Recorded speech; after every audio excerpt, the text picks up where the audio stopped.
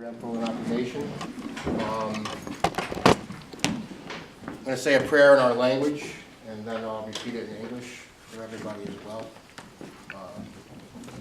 Anishi, Kishalo Mokwen, Elamiliang Yongkwai Kishkwik, Wakukana Aki, Waktindao, Wakumbi, Wakilongo Mati, Waknimbum Mausawakan. Anishi, Anishi, Anishi, Anishi. Thank you, Creator, for giving us this day, our Mother Earth, the fire, the water. Thank you for all of our relations, and most importantly, we thank you for our lives. And then I thank the Board of Directors. Just short, this is about you guys, but I just wanted to share a little bit of thought, and that is that, you know, every time adversity comes to your door, you know, don't be afraid to open it up. You know, stand there and do what you need to do in order to get to where you believe you should be. Too many times we get things that are put into our lives that make us go a different way. And I'm here to tell you that to not allow that to happen. Scary as it may be sometimes, you know, sometimes it's just one person. You know, sometimes it's a room full of people who are directly affected, and other times it's a combination of communities that have been assaulted by corporations and political governments that take advantage of those situations for their own benefit. So, without further ado, Dr. Stead decided to join us touring Riverdale and West Milford. So again, I thank you. I consider myself an asset to you all. If you need me, if it's anything personal, come to your house, speak with you. I am more than willing to always do that. You know, you're related to us one way or the other. We've had Ramapos that lived here in the DuPont area that have died. My sister I live with, you know, her mother died there, her brother died there. So we are connected in that way. So thank you. Thank you. Dr. Reynolds is going to say a couple of words. Of course. Lisa. As you know, everybody, you're here for a reason, and that's to participate in helping gather information for the environmental assessment team. We're lucky to have them. I have to thank Chief Mann and Judy Sullivan and Dr. Edelstein and Dr. Stead and everybody involved, the kids, the students, for being here. Just remember, we've been doing this a long time, and the adversity is there, and sometimes it infiltrates into our own little groups. I will never waver on who I am or what I am. I will never sell out, and I will always stand with you. And you can always know that I'll be there with you no matter what. So thank you.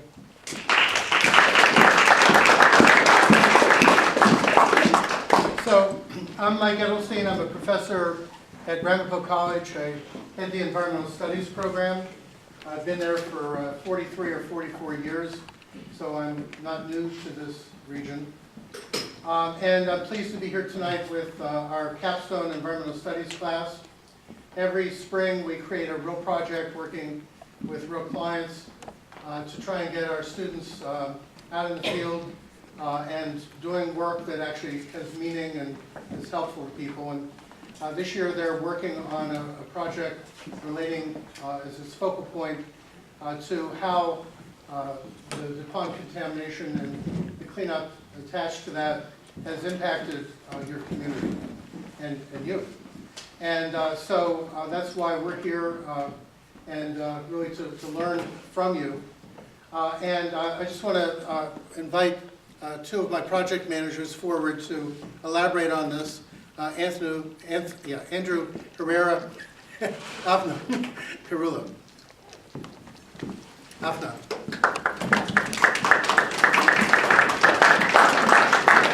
Hi everybody, I'm Afna Kirul. I'm one of the project managers, and we named our firm Turtle Island Consulting because it just seems so fitting, and it was also the suggestion of one of our colleagues, and it suited so well, and it happened. And so we're a firm made of about approximately 28 students, and for the Capstone Environmental Assessment class. And my other two managers of this project are Andrew Herrera and Jimmy O'Neill. Not the Jimmy O'Neill of Toxic Secrets, we just happen to have our own. There's two of them. There's two of them, and we have our own, and it's great. So we're given a project to write a thorough analysis of the impacts associated from the DuPont plant in Pompton Lakes, its successors, and the subsequent cleanup activities that is required. So we seek an understanding of the situation in Pompton Lakes, how it affects the residents of living there, and the town itself. So as outsiders, we don't know much, and we want firsthand accounts from people who have resided or are currently residing here. So our firm is divided into 3 teams. Our first team is the social impacts team. So everybody who's in social impacts, please raise your hands. Those are our social team. And then we have our physical teams. Physical team, please raise your hands. And our ecological team. Thank you. Andrew, you wanted to come in? Yes. Finish up? So hello everyone. As stated before, my name is Andrew Herrera, and I am also one of the project managers for the Environmental Assessment Capstone class. So we were brainstorming ways to maximize your participation in a meeting that's going to be too short for everyone to have a chance to have a turn at speaking, one at a time anyway. We figured out 2 approaches that should give you the greatest chance to share your views. So the first is a technique to warm us up, get everybody involved and active, and enjoyably learn a great deal in a short amount of time. After that, we'll ask you to move to one of these 5 tables in the back, each labeled with a topic that students sitting there have a particular interest in. And you can have a seat and join us there, and we hope that we can speak with you and hear some of your experience on the subject, and see how your experience in the community can help give us an accurate assessment of what it is like to live here. And you will also have the opportunity to switch tables after some time and go to another group and another topic and discuss with them if you choose to do so. And thank you again for coming in, and thank you for this opportunity to speak with you and learn from you. I'm going to turn the floor over back to Dr. Edelstein, and he'll get us started. Thank you.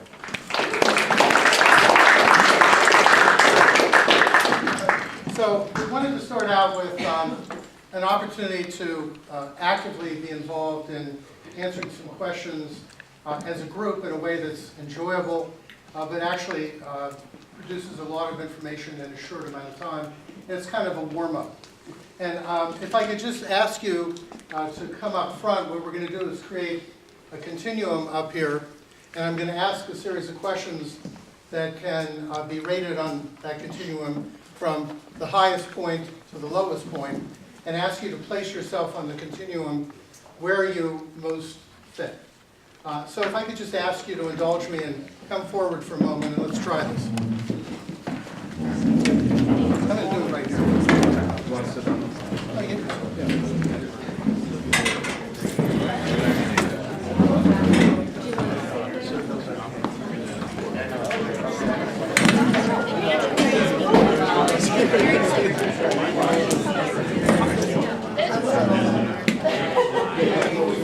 Anywhere up here to start with is fine.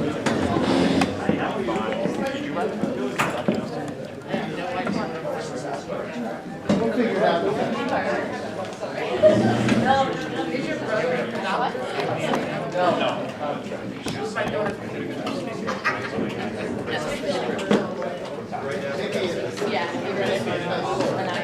Do you want us to just align? Well, I'm going to take it. You'll have to sing.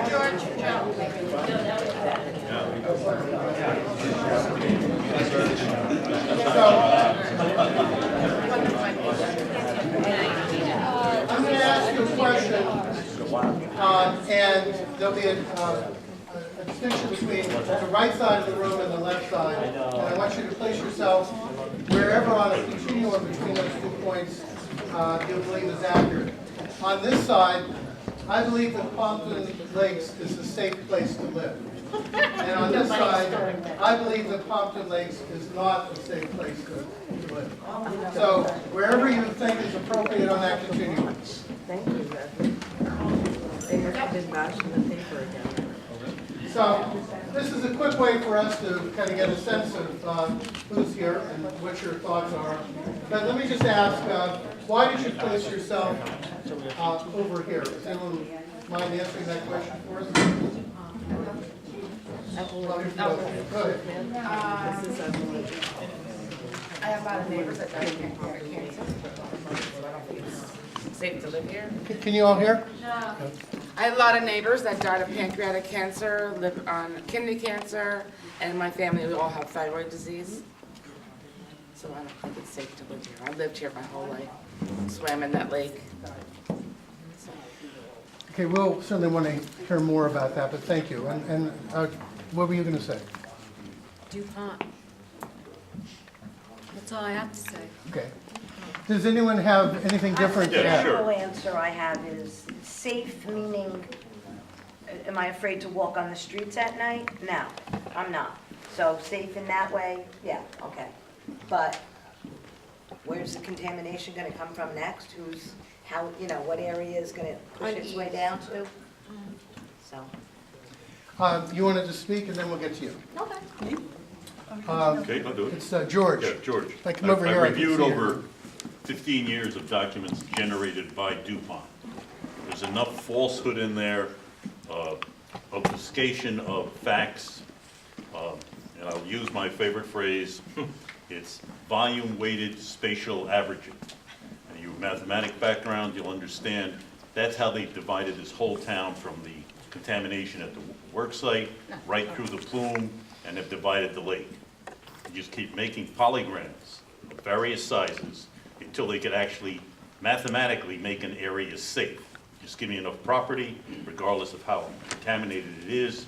If I spread that over a large enough area, I'll make it safe. I've written about this and have confused and I think misinformed not only the public, but also the government, who are relying on DuPont information, not generating their own, not even using objective, raw information, only using the facts that have been passed on by DuPont. Been getting away with it for years. And if you add that to the number of people who have died, have gotten sick, and the fact you can't eat the fish, you can't swim in the lake. The fumes in the plume are definitely deadly. I'm lucky not to be living in the plume, but my heart really goes out to those people who are suffering there. Thank you, George. And for right now, short answers are good because I have you standing. But we'll be seated in a moment, and we want you to elaborate on a lot of these points. But Helen, you were going to add. I was going to say, DuPont had cleaned up, they claimed, DuPont Village, and they really didn't. And the contamination was further along, and they never told anybody about it. They knew about it. And so we now have groundwater contamination with vapor intrusion. So I don't trust anything they say, and I don't feel safe living in my home. Yeah. Thank you, Helen. Does anyone have anything different to add? Richard. Richard. Yes, Richard. When I was going to the school, most of my peers now, I'm not the only one with cancer. I lived in the plume, and a good majority of my teachers that I went to school or who taught me have now passed away from cancers, at Lakeside specifically. Yeah. So, question, were they affected by it? Thank you, Richard. Yes. So just to add, Sure. we don't feel safe in our houses. Me specifically, I've been the face and the words of the horizontal well. I fear my home will flood. I do not feel that I'm safe in my own home because I am in the plume and we are breathing in. Even though we have these systems on our homes that we were suggested to put there, they are not a fail-safe and they do not remove all of the pollution. Also, the fact that the mayor and the council does not have anyone's back in that town also makes us feel unsafe. Well, that's very helpful, and I'm going to ask another question, and I don't know whether it'll produce additional information or not, but let's give it a try. Given this, okay, over here, well, I'm going to make it over here. I'm not sure. I'm not sure where you're going this. Yeah. Given the situation in Pompton Lakes, I have moved out, tried to move out, or want to move. Or, despite the situation in Pompton Lakes, I have no plan to move out. So over here, no plan to move. Over here, plan or move. How about if you can't sell your home and you're forced to stay? Well, that's a plan to move. So, Plan to move? yeah, let me stay here. Yeah, we're planning on moving. I must stress, I'm not in the plume. I'm right in the vicinity of.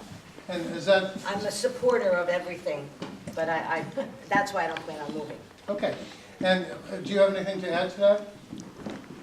I live in the plume, but I don't plan on moving now, not at my age. Okay, thank you. So And- I have a question. Yes. Because people are saying, well, you're not in the plume. That's because they said you're not. Yeah. But was your house ever tested? No. Like you say, you're not in the plume, Yeah. but do That's the you? other- I grew up on the Tested, other side you're of right. town. I used to swim. That's the There's other. people sick on that side too. The town I should think have it's the tested whole every town. home. So when you say you don't live in the plume, it's only because they said it's not. Plus with the flood. Okay, Considered. I hear you, Regina? Yes. No, thank you, Regina. I realize that the way we're standing, we're blocking actually a group of people behind us, so we shift in this direction. It's still over here. Anyone else have anything else to add? How many of you have actually moved? And how many of you have tried to move but not been able to? Not been able to sell your house? A number of you? Okay. So I'll speak up real quick because I'm kind of a unique situation. I myself have moved. I own my mother's house. She's still there. And I do not plan on moving her. So I'm in kind of the middle of the road. I left. I'd never go back. You couldn't pay me enough money to get back to Pompton Lakes. If I could get my mother out, I would, but she has Alzheimer's, so moving her is not really in her best interest. Okay, thank you, Cheryl. And with regard to people who've tried to move but not been able to, why weren't you able to? Property values. Property values? And the situation of property values is that you can't get enough money for your house to finance the move. Yep. Contaminated area, and you still can't sell your house. Some people have devalued homes, but don't live in a plume. But living in a plume, you have to tell the people this area is contaminated when you're buying a house. So all the houses in a plume, they're reversed. They're all under. The values have dropped less than 50%. But according to analysts, keep telling us that, no, it's a market issue and everything else, but it's not. The homes are going for a third of what the value was, and people can't afford to get out. I sold my home, and I sold my home in October of last year and lost half the value of my home on that. Had to move, didn't have a choice, and so we were lucky enough to find a buyer who then renovated it. He was a builder, and then doubled the price on the home, and it's just sitting there, no one's picking it up. So, you know, I mean, I didn't really want to move because I love the town, but at the same time, I feel safer now that I'm out of it. Anyone have anything else to add on this? So I could keep doing this, but your answers are so rich. What I would rather do is put you in a situation where you can talk longer without having to give short answers. And what we've done here is we've created a number of tables with eager people ready to listen to you. The table over here, table 5, they're working on air, health, and risk-related issues. This table 4 are working on water issues. We have 2 tables working on socioeconomic issues, one on environmental justice, cultural impacts and visual impacts, and one on socioeconomic and psychosocial impacts. And then in the back, we have people who are working on the ecology, the health of the environment in Pompton Lakes. If I could just ask you to scatter to tables, sit down and start chatting with the people who are there. Thank you. We're going to hit every table. You could. Everybody's counting to help. You can toss a coin and go wherever. I'm sure you have something to say about each one. Yeah, I do. Yeah.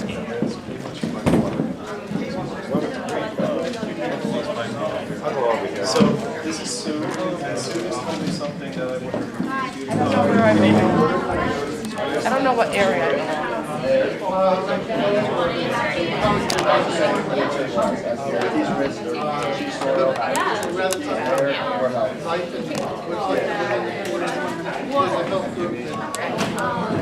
Do you mind if I read something? If you guys could just put an X, actually, you guys have numbers on your things, right? If you guys could do me a favor, put a little circle and mark your number of where you live on the map. If you're, I tried to get as detailed as possible. But if you could circle and then write your number on the map where you live, just for reference for after. And again, if your exact location is on here, that I'm not gonna get much. No, we can just get the fact that they're talking. They have to record the content.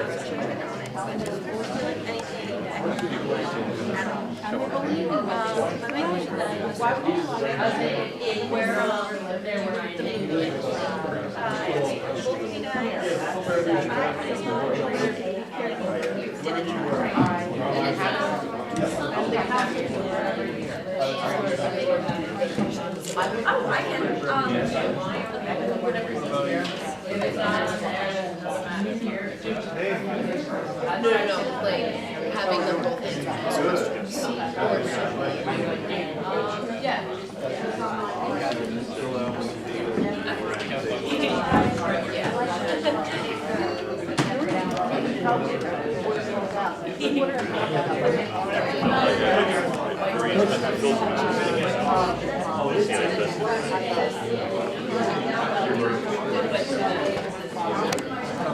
I would say there's a few different maps again. I tried to get.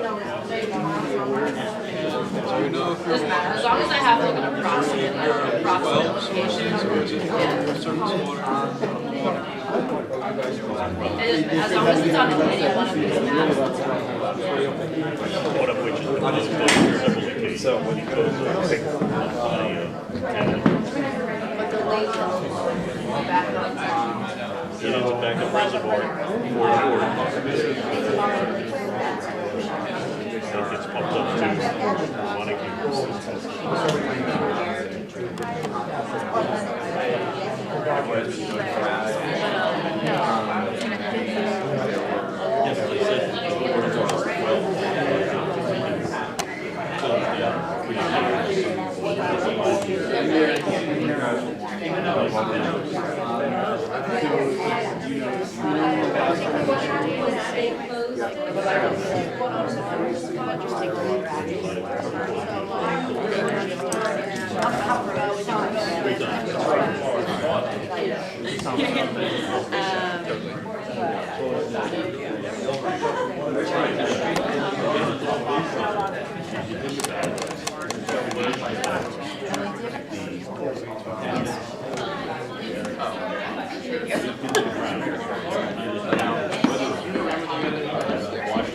That's terrible. That's hard. No. Oh, no, they Who's gonna see that? Nobody. It's just for internal use. Yeah, to go over. No. Safe. To be honest, I'm just gonna. You're with friends. Sorry. No, don't be. Oh, okay. Yeah. Yeah, and then you kind of torture yourself over it. I know. Like, why did he tilt my head like that?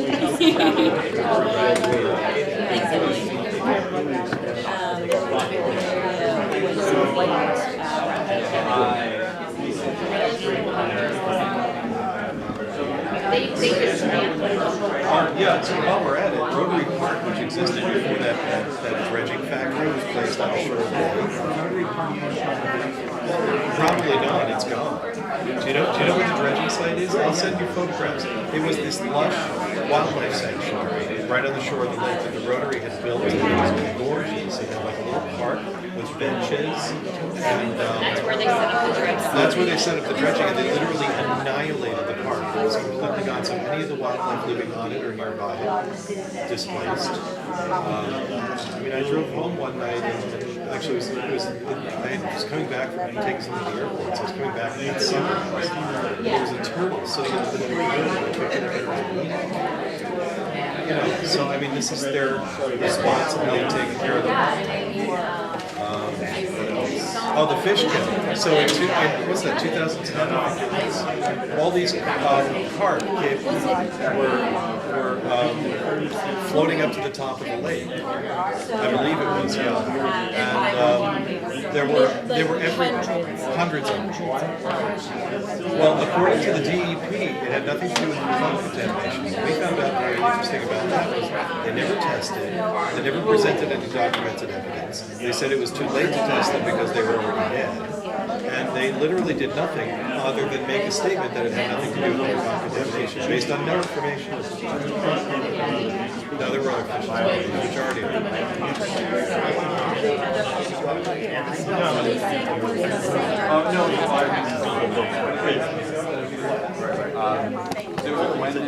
What about the places that others go?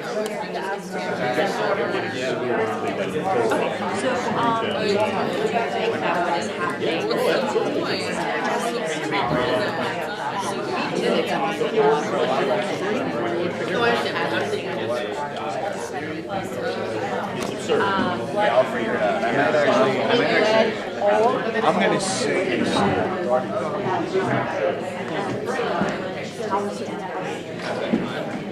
Oh, yeah, sorry, yeah. You want me, I can undo it. Yeah. I can write out.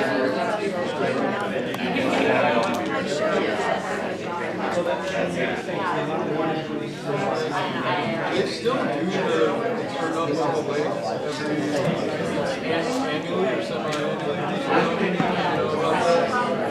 So apparently they go to the lake, turn off, and then that's like a show. What they're doing that. That's what my classmates. No, I totally understand. which one is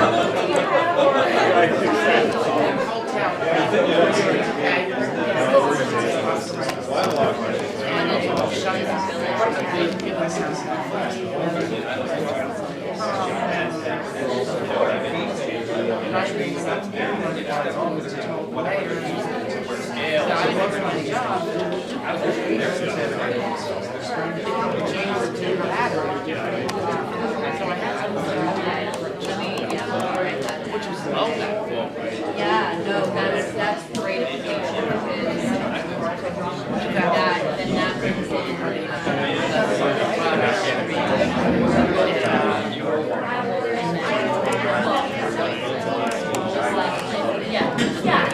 but then it becomes an extra system.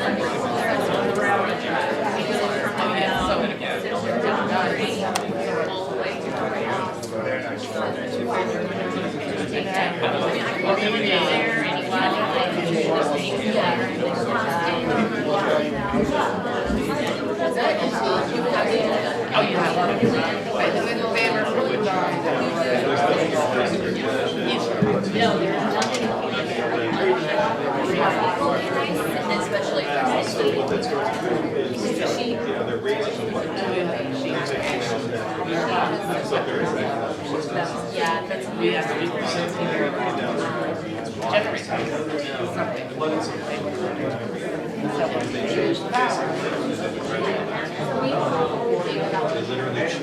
the shape of the shore of the lake, and the water was moving from this way. And then there was no, the only thing between the south and the north that changed in the speed of the water was the dam. They didn't open it. Christie chose to not open it until the day before. So literally all this water came out of the city.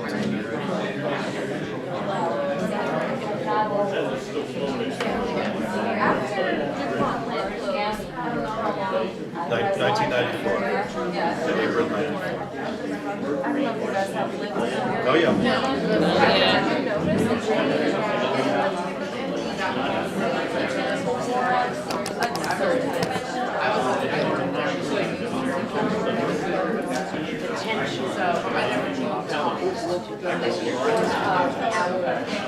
Seriously, there's an invisible sign over it. It's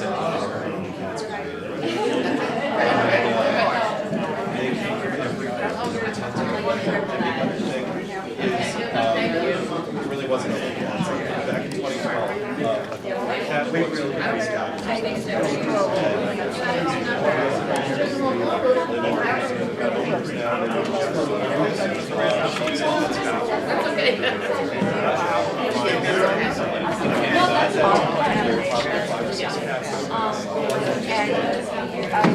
Since they started that dredging, no new animals are showing up. And there were skunks, raccoons. Oh, I know. In 2011, when indoor cats got out. 3 months trips out there.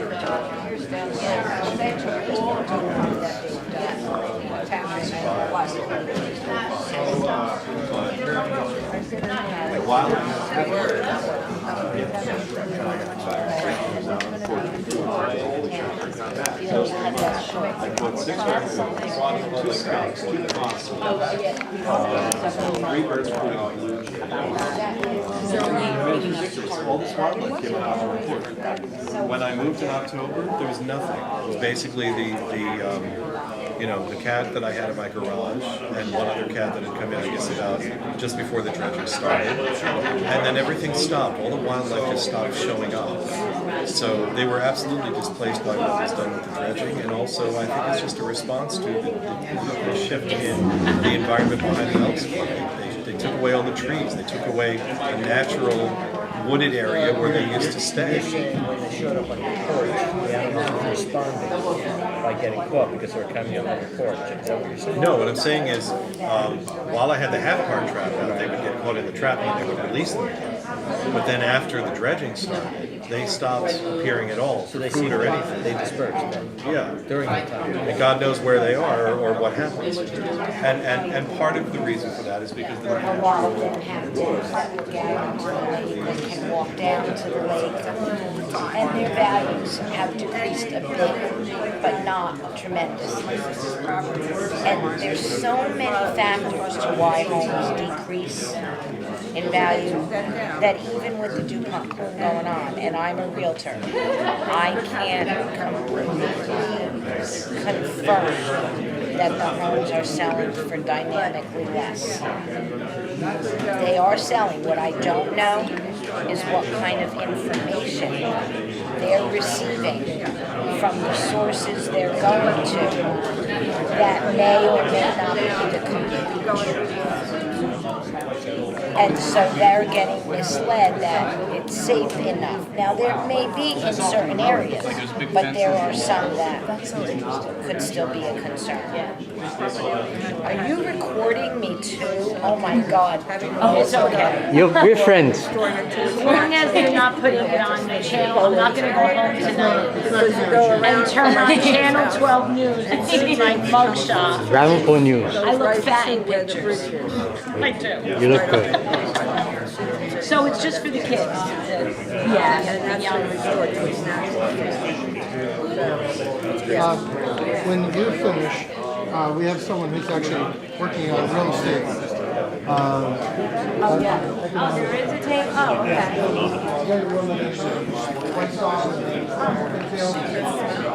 Yeah, I only got a few more questions left, so then.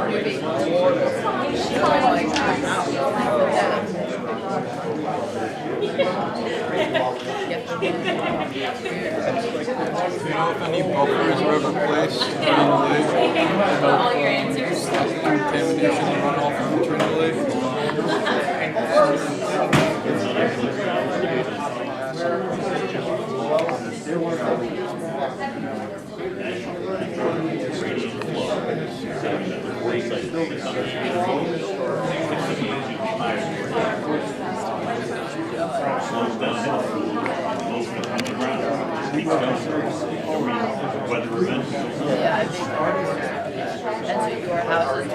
I've done a test there.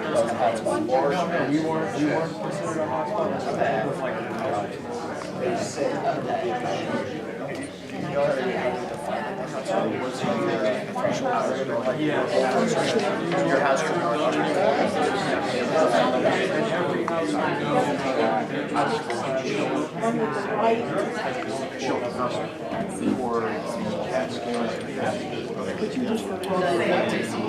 No, I went to Morristown. Morristown. Yeah. I was tired.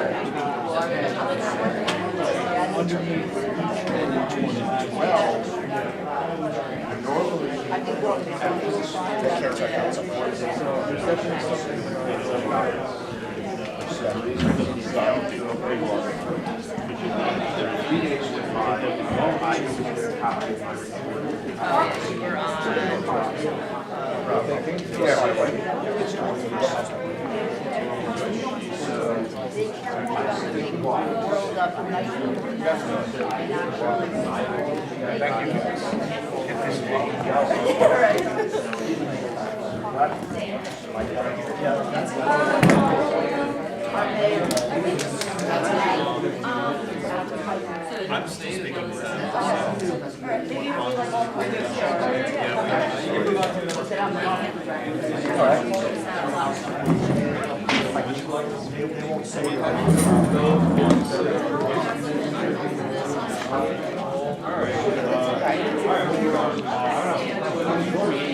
One thing I'd like to, so I want to know, like, within Pompton Lakes, you know, this whole issue, discussed, It's a major topic. I got a picture of Aaron Brockovich. Don't get that. It's major. Right. It was on, what was it, CNN, 247 major channels. You know, it was on every radio station, newspapers. And Governor Murphy just last week he's calling us another love canal. Which is getting a little carried. But that's what, so is it major? I think that's major. The governor says that, right? Of course. You know? I mean, we had so many meetings, now they want to put that pipe in over by, it's like $4-something. I'm just saying. So that's I'm afraid of sinkhole. They say I'm crazy about it. No, you're not crazy. Yeah, if you force that much water on your home, you have leaks real time. They want to dilute it and make You can have a sinkhole. Yeah. I don't know for sure. They call it camouflage now, you know that. Yes, yeah, it's still just It's still good. Are you a hunter? No. I take them in and feed them. Yeah. Much fun. Yeah. But do you know right?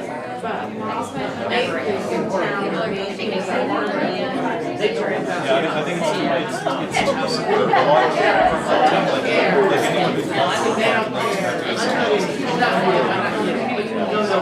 it's far too popular. I mean, our houses are, you know, as far apart as the driveway.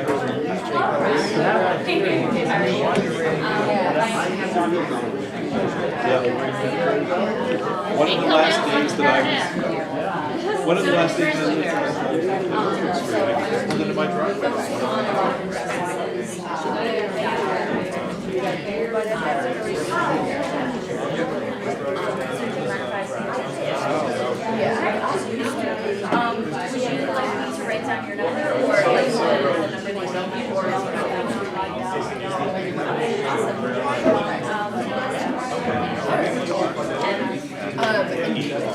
We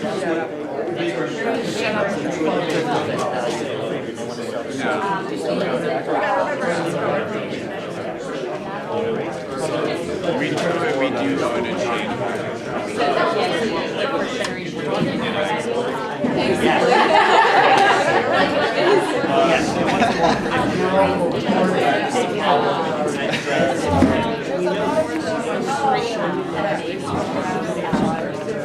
So if you need some people to talk to, go invite them. You're saying there's 84.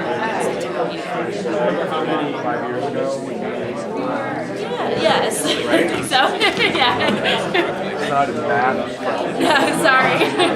Okay, so then, when did you find out then about the contamination? First, like I said, the first contamination was when I started to dig up all the properties Okay. in Pond Village. On DuPont Village? Yeah. Okay. That was when Mercury. That was the first time that we had In the late 80s? You know what, who's Jefferson? I gotta find out. Because you're the second one to ask me. Yeah. No, that's totally fine. I'll make a note on it to ask Jefferson. But yeah, on one side of the interstate does